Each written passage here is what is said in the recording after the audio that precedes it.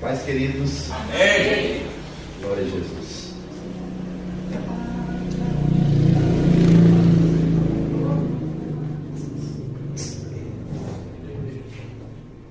Glória a Jesus. Eu convido os irmãos para que abram suas Bíblias comigo na carta de Paulo aos Filipenses. Filipenses, capítulo de número 3. Vamos ler do versículo 1 em diante. Filipenses, capítulo 3.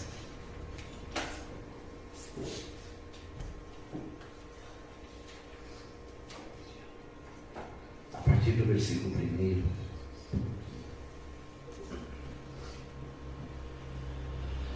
Diz assim a palavra do Senhor: Resta, irmãos meus, que vos regozijeis no Senhor. Não me aborreço de escrever-vos as mesmas coisas, pois é segurança para vós. Guardai-vos dos cães, guardai-vos dos maus obreiros, guardai-vos dos da circuncisão, porque a circuncisão somos nós que servimos a Deus em espírito, e nos gloriamos em Jesus Cristo, e não confiamos na carne. Ainda que também podia confiar na carne, se algum outro cuida que pode confiar na carne, ainda mais eu.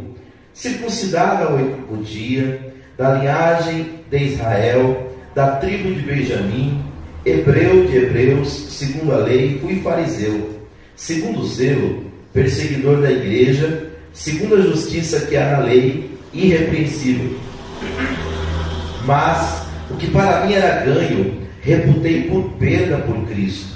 E na verdade tenho também por perda todas as coisas, pela excelência do conhecimento de Cristo Jesus, meu Senhor, pelo qual sofri a perda de todas estas coisas, e as considero como esterco, para que possa ganhar a Cristo, e seja achado nele, não tendo a minha justiça que vem da lei, mas a que vem pela fé em Cristo, a saber, a justiça que vem de Deus pela fé, para conhecê-lo e a virtude da sua ressurreição e a comunicação de suas aflições, sendo feito conforme a sua morte, para ver se de alguma maneira posso chegar à ressurreição dos mortos. Não que já tenha alcançado, ou que seja perfeito, mas prossigo para alcançar aquilo para o que fui também preso por Cristo Jesus. Irmãos, quanto a mim não julgo que o haja alcançado, mas uma coisa faço, e é que, esquecendo-me das coisas que atrás ficam, e avançando para as que estão diante de mim, prossigo para o alvo, pelo prêmio da soberana vocação de Deus em Cristo Jesus. Amém? Irmãos, esse texto do apóstolo Paulo, ele deixa bem claro para a gente que Paulo ele tinha um alvo muito claro. E quando você lê as epístolas de Paulo, ele fala de dois alvos que eram muito presentes na sua vida. O primeiro alvo era o próprio Cristo. Era desejo dele cada vez estar mais próximo de Cristo, ter mais comunhão com Cristo, entender mais os mistérios de Jesus Cristo e compartilhar isso com a igreja. O outro alvo dele também, que era muito claro, era combater o bom combate, terminar a carreira dele e guardar a fé. E um dia, ele passar pela ressurreição dos justos, aonde ele estaria para sempre com o Senhor. E quando eu estava lendo esses versículos aqui, eu pensei que quantas coisas que Paulo sofreu durante toda a sua trajetória, e que se ele abandonasse a carreira que o Senhor tinha dado a ele, humanamente falando, seria muito compreensível. Ele passou por várias aflições, ele passou por apedrejamento, ele passou por desprezo muitas vezes dos gentios e muitas vezes dos judeus. Ele passou por naufrágio, ele ficou preso mais de uma vez, e ele termina a sua vida, segundo a tradição cristã, não está na Bíblia, mas segundo a tradição judaica cristã, sendo decapitado por ordem do imperador Nero. Então, no finalzinho da vida, ele chega ao ponto de dizer que todos o abandonaram, que ele estava sozinho num cárcere fétido, algo muito pior do que os cárceres piores que existem hoje. Mas, no entanto, ele escreve essa carta, que é a carta de Filipenses, e essa é uma das cartas que é chamada de cartas da prisão, e é conhecida como a carta mais alegre de Paulo. E eu fico pensando, né? Quando nós estamos conectados com o Senhor, quando nós estamos bem próximos de Deus, as aflições, elas não nos destroem, elas nos elevam para mais perto de Cristo. E Paulo retrata muito isso aqui nesse texto. E eu estava pensando aqui, enquanto estava preparando essa mensagem hoje à tarde, a primeira coisa que vem sempre à nossa mente quando a gente fala de objetivos, como Paulo diz assim: eu prossigo para o alvo pelo prêmio da soberana vocação de Deus em Cristo. Paulo tinha os seus alvos, mas quais são os nossos alvos? Todos nós temos alvos, todos nós temos objetivos de curto, médio, de longo prazo. Isso é muito bom, isso é muito importante, porque esses alvos, eles nos ajudam a lutar, eles nos ajudam a nos esforçar. E é bom que você tenha pelo menos um alvo para cada área da sua vida. Quando a gente tem um alvo específico, o que nós fazemos? Nós reunimos as nossas forças e colocamos toda ela naquela direção. E geralmente a pessoa que tem alvos claros na sua mente, no seu coração, ela costuma ser uma pessoa produtiva na sua vida. Seja na vida espiritual, seja na vida material, seja na vida familiar. Porque há um desejo constante no coração dela de sempre melhorar. Agora, a maior pergunta é: quais são os nossos alvos espirituais? Esses dois alvos que Paulo tinha, eles são inspiradores. Para pensar. Por mais que ele não tenha alcançado muito dos seus alvos materiais, porque com certeza ele também os tinha, ele conseguiu alcançar aquilo que ele nem imaginava. Com certeza, na sua época e no seu tempo, Paulo se via como mais um pregador, se via como mais um evangelista, mais um plantador de igreja. E não era humildade não, ele chegou ao ponto de dizer que ele se considerava o pior dos apóstolos. E ele explica o porquê. Porque ele perseguiu a igreja. Os outros apóstolos andaram com Jesus. Os outros apóstolos tiveram o privilégio de aprender do próprio Cristo. Ele não se via assim. Ele se via alguém que na sua vida pregressa, antes de conhecer a Cristo, foi um perseguidor da igreja.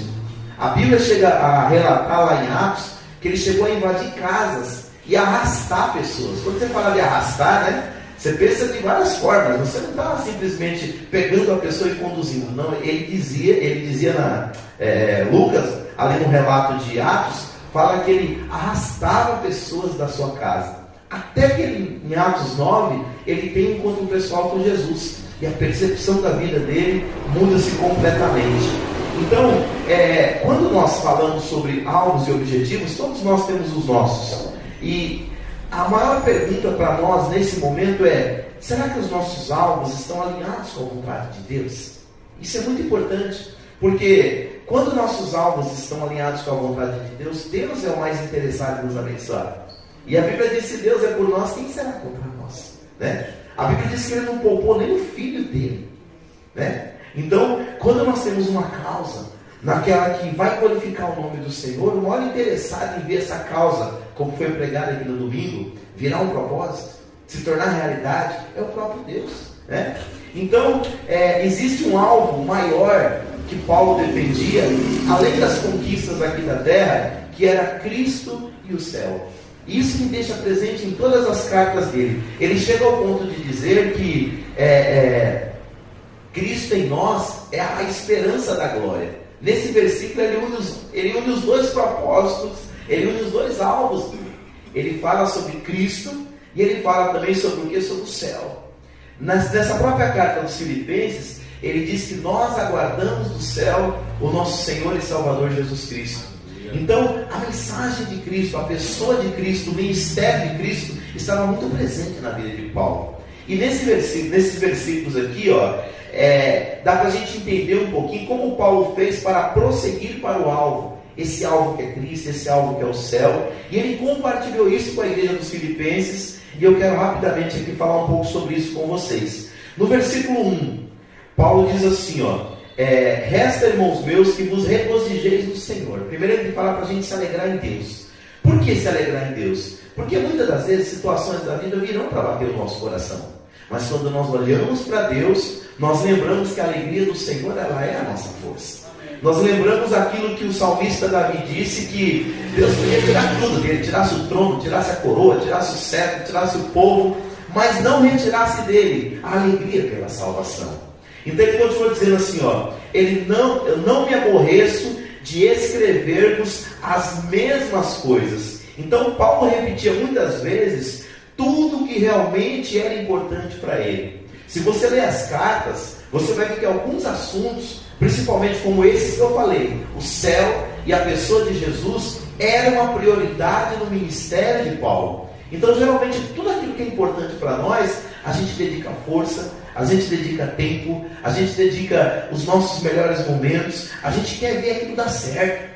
Então, no relacionamento dele com Deus, ele sempre repetiu para a igreja essas duas questões. Olha, vocês nunca se esqueçam do céu. Nós somos peregrinos na terra. Nós estamos aqui, mas estamos de passagem. E olha, a coisa mais importante que você tem na tua vida é a pessoa do nosso Senhor e Salvador Jesus Cristo. Aleluia. E isso é fortalecido, irmãos, por uma ideia de Deus lá no Antigo Testamento. Se você abrir sua Bíblia comigo, lá em Deuteronômio, no capítulo 11, depois que Deus repetiu a lei para aquela nova geração que ia entrar na terra prometida, capítulo 11, no versículo de número 18, está escrito assim, Deus dando conselho para Moisés, dá conselho para a nova geração. Ele diz assim, ponde, pois, estas minhas palavras no vosso coração e na vossa alma, e atai-as por sinal na vossa mão, para que estejam por testeiras entre os vossos olhos. Versículo 19: ensinai-as a vossos filhos, falando delas, assentado em tua casa, andando pelo caminho, deitando-te e levantando-te. Versículo 20: escreve nos umbrais de tua casa e nas tuas portas, para que se multipliquem os vossos dias e os dias de vossos filhos na terra que o Senhor jurou a vossos pais dar-lhes, como os dias dos céus sobre a terra. O que Deus está dizendo aqui para Israel? Deus está dizendo assim, olha, a geração que saiu do Egito se perdeu. Por quê? Ela não guardou essa palavra no coração. Agora vocês que vão entrar nessa terra, porque eu prometi, eu estou cumprindo a minha promessa, faz o seguinte, pega isso que eu disse para vocês e replica isso com os vossos filhos. Diga acordando, diga levantando, diga na mesa, trazendo para o nosso evangeliquez. Compartilha aquilo que você recebeu de Deus o tempo todo com as pessoas. E isso tem muito a ver com o que Jesus ensinou, porque Jesus falou que a boca fala daquilo que o coração está cheio. Então, aqui o apóstolo Paulo está dizendo assim, olha, muitas das vezes eu escrevi para as igrejas, muitas vezes eu preguei o evangelho, e eu não me canso de dizer para vocês, eu não me aborreço de ter que repetir as mesmas coisas. Tem hora que a gente faz isso nos filhos, né? Você fala, poxa, eu vou ter que falar isso para você, a mesma coisa. Aí o filho fala, mas você já falou, pai. Eu falei, mas parece que você não lembra, por isso que estou repetindo. Então, da mesma forma que um pai, que uma mãe está sempre preocupado em dizer o melhor para os seus filhos, assim o apóstolo Paulo coloca isso para a igreja de Filipenses como uma prioridade. Ele disse assim, eu não vos canso de dizer as mesmas coisas, porque ele dá aqui a razão disso, no texto que nós lemos. Ele diz assim, porque é a segurança para vós. Então, quando nós compartilhamos aquilo que é importante e nós conseguimos plantar isso no coração daqueles que nós amamos, isso gera o quê? Segurança, proteção. E quando nós falamos da eternidade, essa não é uma proteção simplesmente desta vida. E esse mesmo Paulo diz que se nós aguardarmos só nesta vida, nós somos os mais miseráveis dos homens. Mas a proposta dele e do Evangelho é para toda a eternidade. Muitas das vezes você está falando, está compartilhando e acha que de repente não está surtindo efeito. Mas é semelhante a uma planta que é lançada a semente na terra e que você vai regando. Na proporção que você vai regando, vai cuidando da terra, vai adubando, quando você menos imagina, brota. Né? Eu estava lendo, o Francisco vai mostrar para mim lá, né? Que um dos clientes dele pediu uma Bíblia. Né? Então para pensar, uma pessoa que não quer saber de Deus, não gosta de evangelho, mas de tanto você aproveitar as oportunidades para compartilhar o reino, aí um dia a pessoa te pede uma Bíblia. Olha que galardão maravilhoso. Então, irmãos, nós não temos ideia. E o sábio Salomão lá em Eclesiastes falou isso. Ele falou assim, quando você for plantar, não retenha a sua semente. Planta de manhã, planta de tarde, porque você não sabe qual dessa semente vai nascer. Então isso fala o quê? Da perseverança. Marcos capítulo 4 fala a mesma coisa. Fala que o semeador saiu a semear. E na proporção que ele foi lançando a sua semente, ele lançou a semente em 4 terrenos distintos.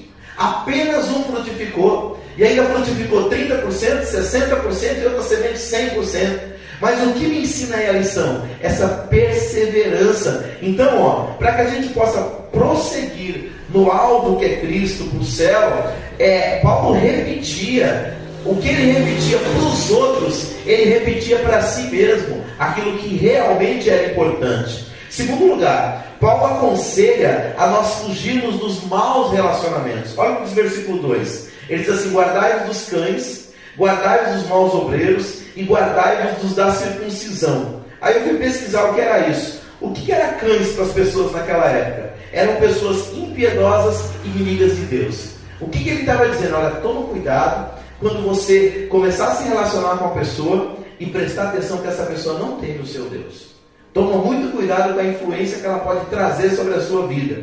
Segundo, ele fala os da circuncisão. Quem eram os da circuncisão? Eram os judeus que tinham aceitado a Cristo, mas ainda baseavam a sua fé na lei. Eles diziam o seguinte, que para a pessoa ser salva, não bastava aceitar a Cristo, tinha que ser judaizante, tinha que guardar os mandamentos da lei. Ele falava, olha, as pessoas que ensinam isso também, guardai-vos deles. E por fim os maus obreiros. O que eram os maus obreiros? Eram os falsos líderes cristãos, os falsos profetas daquela época. O próprio Jesus, ensinando sobre ele, disse assim, pelo fruto vocês conhecerão a árvore. Então, esses conselhos dele valem para nós hoje também. Um bom relacionamento pode te ajudar no momento da crise a ficar muito mais firme do que você já estava. Mas um mau relacionamento também pode destruir a sua vida através de um conselho que, em vez de agregar, vai destruir a sua vida.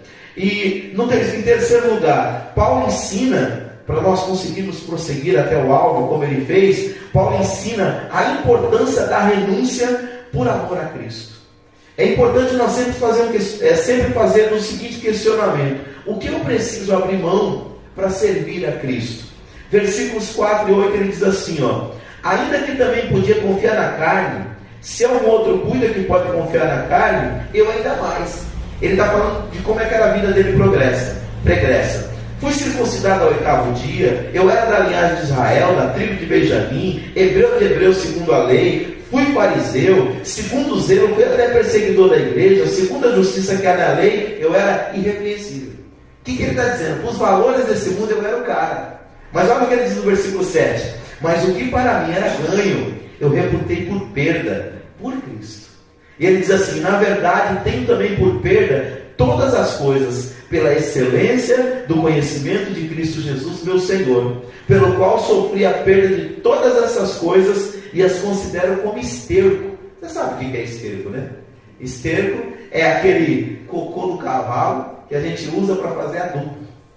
Ele está falando, tudo isso que eu tinha, toda essa cátedra, toda essa sabedoria, toda essa inteligência humana, por Cristo, diante de Cristo, isso não vale absolutamente nada. E ele fala, reputei por perda, para que eu possa ganhar quem? A Cristo. Ele não está dizendo, irmãos, que isso é simplesmente, você não deve valorizar as suas conquistas materiais. O que ele está querendo dizer é que essa religiosidade nunca ajudou ele a chegar perto de Deus. Ela só atrapalhou. Então ele abriu mão dela. E eu fico pensando, quantas coisas ao longo da vida nós tivemos que abrir mão para que a gente pudesse servir a Deus. Então, quando nós olhamos para Paulo e olhamos para o próprio Jesus, Jesus também disse isso. Ele falou assim, olha, aquele que quer vir após mim, negue-se a si mesmo, tome a sua cruz todos os dias e me siga. É por isso que ele disse que o caminho é estreito e a porta também é estreita. E era necessário que nós porfiássemos para entrar por ela. Porque a vontade da nossa carne não é essa. Quando nós damos vazão à nossa carne, nós queremos nos afastar de Deus. Mas quando nós olhamos para a palavra, nós entendemos que a vontade de Deus, ela é boa, ela é perfeita e ela é agradável. Só que ela só é boa, perfeita e agradável quando nós estamos conectados com o Senhor. Quando nós estamos na carne, rapaz, as coisas de Deus é tudo, menos bom, perfeito e agradável. Mas quando você está cheio de Deus, você quer mais dele. Você quer mais do Senhor. Então o apóstolo Paulo dizia que nós devemos aprender sobre a importância da renúncia se nós quisermos servir a Cristo, se nós quisermos atingir o nosso alvo, que é o céu. Quarto lugar, Paulo aconselha os cristãos a exercer a fé, a praticá-la. Versículos 9 e 10 ele diz assim, e seja achado nele, não tendo a minha justiça que vem da lei, mas a que vem pela fé em Cristo, a saber, a justiça que vem de Deus pela fé, para conhecê-lo, a virtude da sua ressurreição, a comunicação das suas aflições, sendo feito conforme a sua morte. Aqui, Paulo diz que exercer a fé, praticar a fé, é entender o que Jesus passou por nós e seguir o mesmo caminho. E aqui ele cita 3 coisas. Ele cita ressurreição, aflição e morte. Do que ele está falando? Ele está falando que para que ele fosse salvo, Cristo teve que morrer. Para que ele fosse salvo, Cristo teve que ser afligido. E para que ele pudesse ser salvo, Cristo teve que ressuscitar. E esse é o caminho do cristão. Primeiro, é o caminho de morte. Quando nós aceitamos a Cristo, nós morremos para o mundo e nascemos para Deus. É por isso que a Bíblia chama lá, em João capítulo 3, quando Jesus está instruindo Nicodemos, ele chama receber Cristo como um novo nascimento. Ele diz, olha, o que é nascido da carne é carne, mas o que é nascido do Espírito é Espírito. Nicodemos, você tem que nascer de novo, né? Então qual que é a proposta? A proposta, quando nós servimos a Cristo, é morrer para o mundo. Morrer para o mundo não para as coisas do mundo, naturalmente falando, mas para aquilo que nos separa de Deus. É por isso que esse mesmo Paulo disse assim, aquele que está em Cristo é uma nova criatura. As coisas velhas, já passaram, e tudo se fez novo. É por isso que nós, como cristãos, devemos sempre nos policiar e pensar, peraí, será que eu não estou voltando a alguma prática da época do mundo que vai me separar de Cristo? Né? É um questionamento que ninguém pode fazer pela gente, só nós podemos fazer, né? Porque a gente vive no Evangelho e do nada tem, tudo pode, né? E isso que é chamado pelos teólogos de hipergraça de Deus, né? Não importa o que eu vou fazer, Deus vai dar um jeito e vai me colocar no céu. Não é bem por aí. Porque a Bíblia sempre tem muitas exortações. Olha, guarda o que você tem, para que ninguém tome a sua coroa. Então, a primeira coisa que ele fala aqui é que nessa caminhada com Cristo, ele teve que morrer. Segundo, ele teve que enfrentar aflições. A caminhada com Cristo é uma caminhada de aflição. O maior desejo do ser humano é andar de acordo com os seus pensamentos, de acordo com os seus sentimentos. Quando alguém, por exemplo, te agride com palavra, com atitudes, no farol, qual é o seu desejo? Não é retribuir na mesma moeda? Esse é o desejo de todo ser humano. Mas quando a gente respira fundo e pede graça para Deus, aí o homem espiritual está agindo. Você está vencendo as suas aflições. E terceiro, ele fala de ressurreição. A própria Bíblia diz, se morrermos com Cristo, com Ele também vamos ressuscitar. A maior esperança que nós temos, irmãos, não é proveniente das coisas que Deus vai fazer por nós aqui e agora. Não. A maior esperança que nós temos em Deus é o que Ele vai fazer por nós na eternidade. A Bíblia fala que bem-aventurados são aqueles que participarem da primeira ressurreição. Quando houver o alarido, a voz do arcanjo e a trombeta de Deus, e os mortos ressuscitarem primeiro, e depois nós formos transformados, essa é a maior esperança do cristão. Participar do arrebatamento através da primeira ressurreição. Eu quero estar vivo, mas se eu não estiver, eu também quero ser como Paulo, um daqueles que vão ressuscitar. Amém?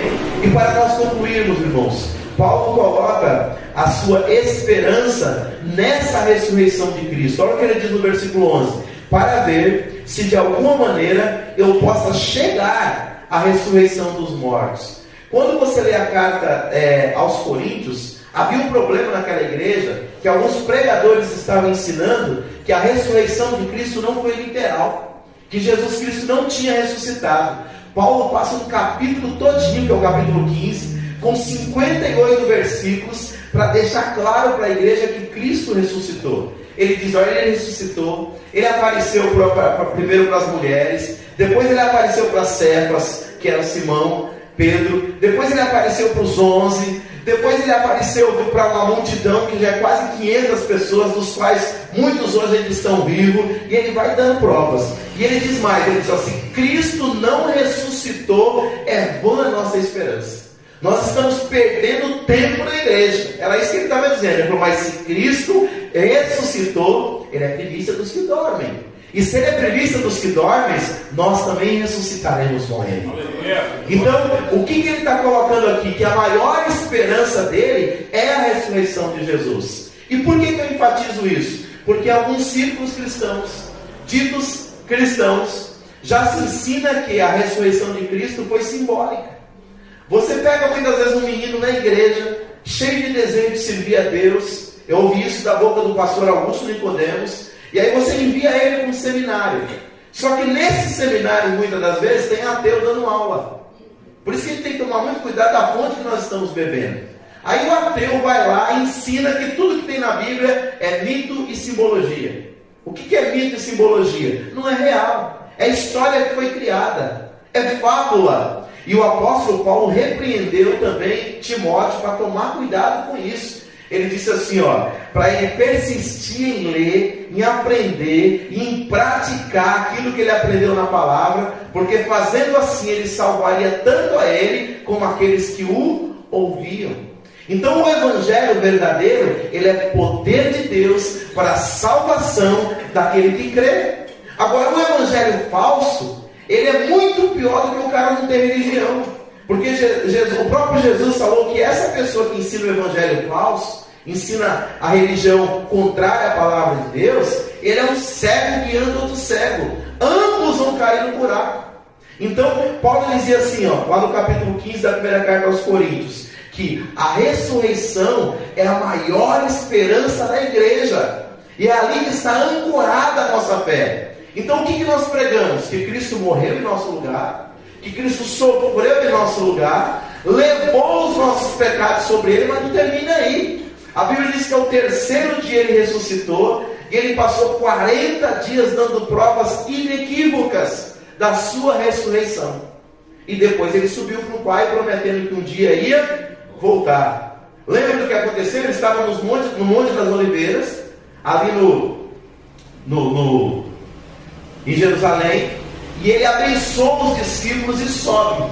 E os discípulos ficam com a boca aberta olhando para o céu. De repente aparecem 2 varões vestidos de branco, que na interpretação são 2 anjos, e diz: varões galileus, por que vocês estão olhando para o céu? Esse mesmo Cristo que vocês viram subir, da mesma maneira ele retornará. Então, irmãos, concluindo a nossa mensagem, Paulo coloca a sua esperança na ressurreição de Cristo. Por que crente em velório canta? Porque ele tem esperança. Segundo, para nós fecharmos aqui a nossa conclusão, mesmo com anos de caminhada, Paulo continuava crescendo espiritualmente. O que ele estava querendo dizer aqui no versículo de número 12? Ele diz assim, não que já tenha alcançado. Pensa, um homem como ele tinha mais de 40 anos de ministério, já tinha escrito cartas para muitas igrejas, já tinha plantado centenas de igrejas e treinado centenas de obreiros. Ele podia dizer: já estou bem, já alcancei, cheguei lá. Não que já tenha alcançado ou que seja perfeito, mas eu prossigo para alcançar aquilo para o que fui também preso por Jesus Cristo. Quando eles falam isso aqui, irmãos, isso nos remete a 2 textos, Oséias 6:3, que diz: prossigamos e cresçamos e continuemos em conhecer ao Senhor. E 2 Pedro 3,18, Pedro diz assim: antes crescei na graça e no conhecimento de nosso Senhor e Salvador Jesus Cristo. Irmãos, nós precisamos cada vez mais. A fonte da vida eterna é inesgotável. Todas as vezes que você for lá, Deus tem coisa nova para te revelar. Na palavra, na oração, na revelação, na adoração, no louvor. Deus tem sempre mais, amém? E Paulo era esse cara inconformado, ele queria crescer mais em Cristo. E por último, Paulo não deixava as questões do passado interferir no seu presente e no seu futuro. Olha o que ele diz no versículo 13 e 14: irmãos, quanto a mim não julgo que haja alcançado, mas uma coisa eu faço, e é que esquecendo-me das coisas que atrás ficam, e avançando para as que estão diante de mim, prossigo para o alvo, pelo prêmio da soberana vocação de Deus em Cristo Jesus. Irmãos, vamos falar a verdade? Todos nós temos coisas do nosso passado mal resolvidas. Todo ser humano. É por isso que nunca a terapia com os psicólogos esteve tão em voga. Porque todo mundo tem uma coisa para resolver. Todo mundo precisa do divã. Só que, irmão, deixa eu falar uma coisa. O melhor psicólogo que existe é Cristo. Não estou falando que você não deve ir psicólogo, pelo amor de Deus. Se você sente necessidade, vá, se aconselhe, se oriente. Mas se nós não resolvermos as nossas questões com Deus, irmãos, psicólogo ele não resolve, psiquiatra ele não resolve, psicanalista ele não resolve. As feridas da alma, as maiores, só quem pode curar é Deus. Pensa nesse homem, irmãos, o tanto que ele sofreu.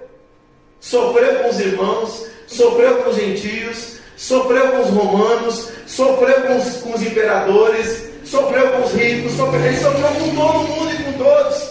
Pensa quanta ferida que esse homem tinha. Mas olha o conselho que ele dá para a gente aqui de forma indireta. Ele diz assim: olha, eu faço, eu não sei o que vocês vão fazer, mas uma coisa eu faço. Esquecendo as coisas que para trás ficam, eu vou prosseguir para o alvo. Irmãos, todos nós aqui temos muita coisa para deixar para trás. E essa bagagem incomoda a gente, irmãos. Deixa a gente triste, deixa a gente rancoroso, deixa a gente muitas das vezes desconfortável diante de Deus. Mas Deus nos trouxe aqui nesta noite para dizer: olha, o teu alvo é Cristo, o teu alvo é o céu. E nessa noite eu quero curar a tua alma, eu quero curar o teu interior, para que você, eu, todos nós possamos dizer, esquecendo as coisas que para trás ficam, eu quero ir para o alvo, eu quero ir para o alvo, eu quero ir para o alvo que é Cristo. Zacarias capítulo 14, irmãos, diz que quando Cristo aparecer, até o Cristo tem feridas, quando Cristo aparecer, as pessoas vão olhar para ele. Zacarias teve um vislumbre profético e vão dizer assim: Senhor, que feridas são essas? E ele vai dizer: essas são as feridas com as quais eu fui ferido na casa dos meus irmãos. Irmãos, o que mais machuca a gente não é questões materiais. Questões materiais a gente vai passando por cima. As coisas que mais machucam a gente são as relações. Mas deixa eu dizer para você, são as relações que nos ferem, mas também são as relações que Deus usa para nos curar. Sabe aquela pessoa na sua família que te magoou profundamente? Lembra que você insistiu nela e depois a amizade ficou até melhor? Se nós desistirmos de tudo e de todos, irmãos, nós vamos acabar o final da vida sozinhos. Por quê? Sempre alguém machuca a gente. Mas sabe o que a gente deve lembrar? A gente também machuca os outros. Né? Então a proposta de Paulo é: esquecendo as coisas que para trás ficam, vou prosseguir para o alvo, e meu alvo é Cristo, olhando para Jesus, autor e consumador da fé. E nesse mesmo texto diz que Jesus, ele fez uma caminhada muito linda. Sabe por quê? Ele desprezava a afronta. O que é desprezar a afronta? A pessoa vai e te afronta. O que ela quer? Ela quer um retorno. Né? A gente está no trânsito, sabe disso. O cara, quando ele te xinga, o que ele quer? Ele quer brigar. Ele não quer simplesmente xingar. Quando você despreza, é que nem dizia minha mãe: quando não quer, dois não brigam. Então, se você desprezou a afronta, você escreveu na areia. Deixa o vento levar. Amém? Então, nosso alvo é Cristo, irmãos. Nosso alvo é o céu. Vamos falar com Deus, vamos pedir a ajuda dele, e que nós possamos ser como o apóstolo Paulo: prossigo para o alvo, e meu alvo é o Senhor. Bendito Deus eterno Pai, nós queremos te agradecer, Senhor, pela tua palavra. O apóstolo Paulo, durante toda a sua trajetória, Senhor, foi para a igreja da sua época um exemplo, Senhor, de vida, de comportamento, de fé, de atitude, de reações, de comunhão contigo, Pai. Só que o tempo passou e a vida do apóstolo Paulo entrou para os anais da história através da Bíblia Sagrada, inspirada pelo Senhor, Pai. E hoje, meu Deus querido, mais de 2000 anos depois, a vida deste homem ainda fala conosco, Pai. Meu Deus, Paulo tinha dois alvos claros: o céu e a pessoa bendita de Jesus. E nós aqui no século presente, Pai, queremos ter esses alvos também. Nós precisamos de Jesus para acessarmos o céu, porque Ele mesmo disse que Ele é o caminho, Ele é a verdade, Ele é a vida, e ninguém vem ao Pai se não for por Ele. Senhor, venha nos ajudar, que nós venhamos esquecer as coisas que ficaram para trás, que o nosso passado, Senhor, que o que fizemos, que o que falamos, que o que ouvimos, que o que nos recriminaram, ó Pai, que as feridas que tem no nosso interior não sejam um impedimento, Pai, para o nosso progresso presente. Senhor, nos perdoa e nos ajuda a perdoar. Cura as feridas da nossa alma, ó Espírito Santo de Deus.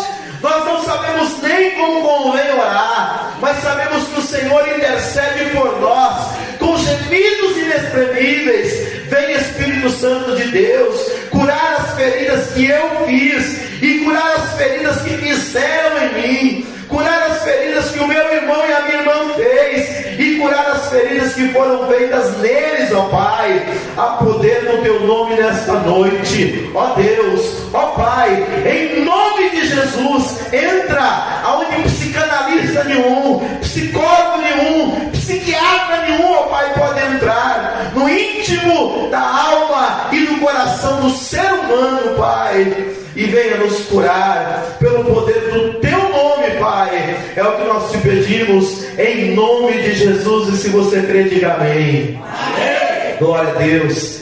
Irmãos, nós acabamos de falar uma palavra aqui que fala sobre a importância de Cristo e a importância do céu. E talvez lá do outro lado, acompanhando esse culto, tenha alguém que precisa disso, precisa de Cristo, precisa acessar o céu pela porta que é Jesus. Aí onde você está, você que recebeu essa palavra no íntimo do teu coração, creia no teu coração que Jesus te ama. Creia que Ele morreu na cruz do Calvário para te salvar. Creia que Ele ressuscitou ao terceiro dia para te salvar. E creia que Ele foi ao céu, mas um dia Ele voltará para te buscar. Que o Espírito de Deus coloque essa convicção no teu interior e hoje você possa ter um encontro pessoal com Jesus. Porque a palavra de Deus diz: se creres no coração e confessares com os lábios, será salvo. Que assim seja na sua vida nesta noite, nessa oportunidade, nesse momento. É o que nós pedimos a Deus para a tua vida, em nome de Jesus Cristo. Amém. Glória a Deus. Queridos, nós vamos para o nosso lar. No próximo domingo nós teremos aí o terceiro dia da nossa conferência na família. A filha do nosso irmão Oséias estará aqui louvando o nome do Senhor. É uma menina de apenas 14 anos que Deus está levantando aí como uma levita para adorar o nome dele. Fiquei tão feliz quando eu fiquei sabendo disso, que já há alguns anos que eu não falava com o evangelista Oséias, e aí mandaram lá no nosso WhatsApp, né? Que benção o WhatsApp, né, irmãos? Quando usaram, veio uma benção. E falando da menina, a gente foi ver, e assim, uma criança aqui, crescida aqui na Zona Sul, aqui no São Luís, louvando a Deus com o Brasil todo. Irmãos, o nosso Deus é o Deus que faz coisas impossíveis. Não para de crer. Ele não mudou, Ele é o mesmo. Ah, mas ela não foi classificada. Irmãos, não importa se foi ou não foi classificada, importa que louvou ao nome do Senhor para milhares de vidas ouvir. E ali eu fiquei muito feliz de vê-la adorando o nome do Senhor. Domingo ela vai estar aqui adorando o nome do Senhor conosco. E quantas vezes ela esteve aqui nesse fundo aqui, com as tias aqui, com a irmã Cileide, com a nossa irmã Lúcia, com a nossa irmã, com as tias que sempre estão aqui ministrando, um pouco antes dos irmãos vir para cá, aprendendo a palavra de Deus. E hoje você vê o fruto. É o que diz a Bíblia, irmão: instrui o menino no caminho que ele deve andar. Quando ele crescer, ele não vai se desviar dele. Amém? Deus abençoe a todos. Fique de pé em nome do Senhor Jesus. Que Deus abençoe a todos em Cristo Jesus. E Yara, irmão Carlos, no aniversário antes. Carlos foi ontem. Carlos tem 32 e Yara 26. De ministério, né? Glória a Deus. Quer vir aqui ou orar daí mesmo? Vem cá receber a bênção do Senhor. Glória a Deus. Estenda suas mãos, irmãos. Bendito Deus e eterno Pai, nós queremos te agradecer, Senhor, pela vida da Yara e pela vida do irmão Carlos, Senhor, que tem sido vasos de bênçãos para as nossas vidas, para as nossas famílias, para essa igreja. Nós queremos te agradecer, Senhor, por tudo que o Senhor tem feito por eles, para eles e neles, ó Pai. que eles continuem sendo, Pai, essas pessoas abençoadas e abençoadoras, ó Pai. Que o propósito do Senhor possa se cumprir na vida dos teus filhos. Levanta poderosamente o irmão Carlos, Senhor. Que o Senhor possa continuar usando ele no louvor, na adoração, na palavra, na oração, na intercessão, ó Pai. Continua a abençoar a vida da Yara, Senhor, usando ela no louvor, no ministério infantil, Senhor. Pai, que onde eles colocarem a planta do pé e a palma das mãos, o Senhor possa fazer prosperar, ó Pai. E a tua bênção seja sobre eles, recalcada, sacudida e transbordante, Pai. É esse o nosso pedido, em nome de Jesus. Amém. Quantos querem parabenizar os nossos irmãos? Pode dizer amém? Amém. Aplauda o nome do Senhor Jesus pela vida deles. Deus abençoe, irmão Carlos. Deus abençoe, Yara. Que o grande amor de Deus, nosso Pai, que a maravilhosa graça de Jesus Cristo, seu Filho, e que a doce consolação do querido Espírito Santo seja com cada um de vós, não só agora, mas para todos sempre. Todos digam amém.